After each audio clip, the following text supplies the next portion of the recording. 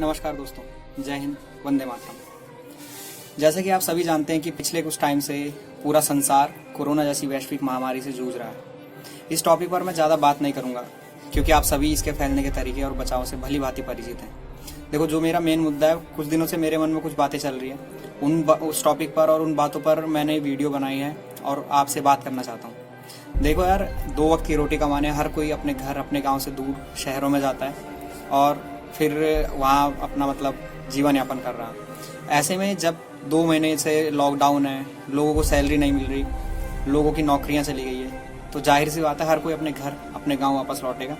ठीक है, तो अब बात यह है कि जो भी अपने घर और अपने गांव वापस जा रहे हैं उनके लिए 14 डेज़ का क्वारंटीन किया गया है और कुछ गाइडलाइंस, कुछ रूल्स बनाए गए हैं। ये भी सही बात है। जो भी लोग अपनी जान बचाकर शहरों से अपने गाँव में जा रहे हैं, उन लोगों से मेरा निवेदन है कि क्वारंटीन के रूल्स को पूरी तरह फॉलो करें और जो भी गाइडलाइंस है, जो भी बातें होती है क्वारंटीन में, उसे पूरी तरह फॉलो करें।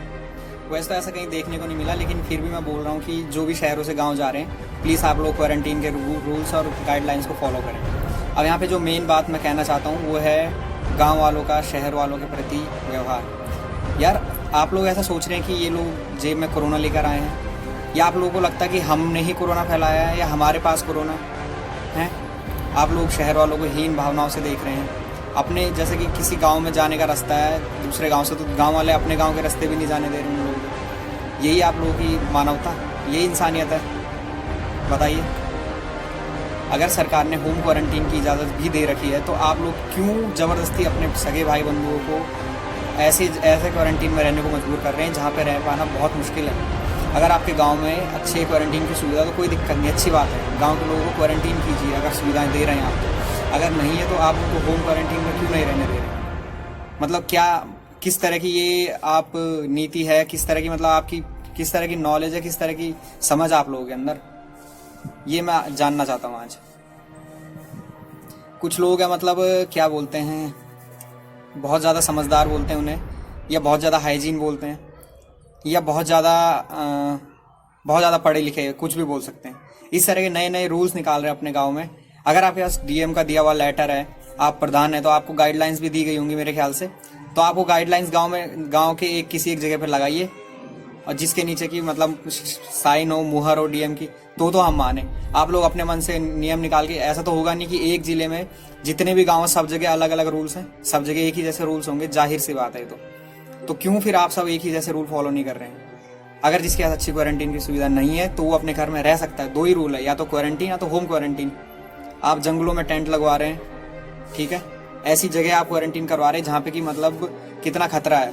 जंगलों में अभी कुछ ही दिनों पहले की घटनाएं हैं जो मैं पढ़ता रहता हूँ और इनकी सही पुष्टि है, इसीलिए मैं यहाँ पे बोल रहा हूँ, वरना मैं बोलता नहीं।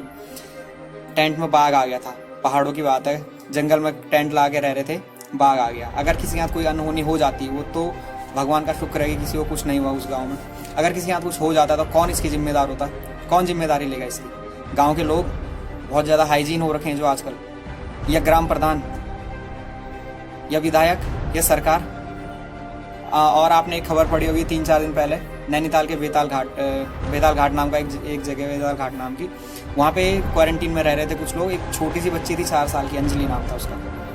उसको सांप ने काट लिया और क्वारंटीन में कोई भी सुविधा नहीं थी, उसकी ना होने के कारण उस बेचारी बच्ची की मौके पर ही मौत हो गई। अब बताओ, इन घटनाओं का जिम्मेदार कौन होगा? जो कोरोना बीमारी से जो लोग मर रहे हैं, चलो ठीक है भाई, बीमारी से मर रहे हैं, लेकिन यार आप लोगों की जो लापरवाही से मर रहे हैं उसका जिम्मेदार कौन होगा? आप लोग, मैंने सुना है मुआवजे के लिए भी आप लोगों ने सरकार को लिखा है, मुआवजा दे दोगे आप? क्या उनकी माँ बाप को बच्ची वापस लौटा सकते हो आप?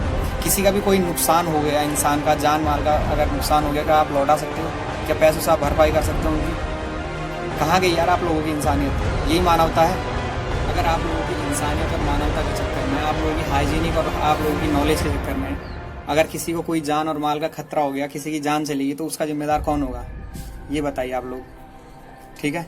अगर पूरा प्रशासन भी आ जाए तो भी आप उस इंसान की भरपाई नहीं कर सकते जो चला गया है। और मैं प्रशासन की क्या बात कर रहा हूँ यार, आप लोगों के पास दारू के ठेके खुलवाने के लिए तो बहुत सारे ऑर्डर्स है, लेकिन अच्छी क्वारंटीन की सुविधाएं देने के लिए आप लोगों के पास पैसे नहीं है। लेकिन इसमें गलती आप लोगों की नहीं है, गलती हमारी है। आप लोग हमारी वजह से वहाँ बैठे हैं। हमने आपको चुनकर वहां पे बिठाया है।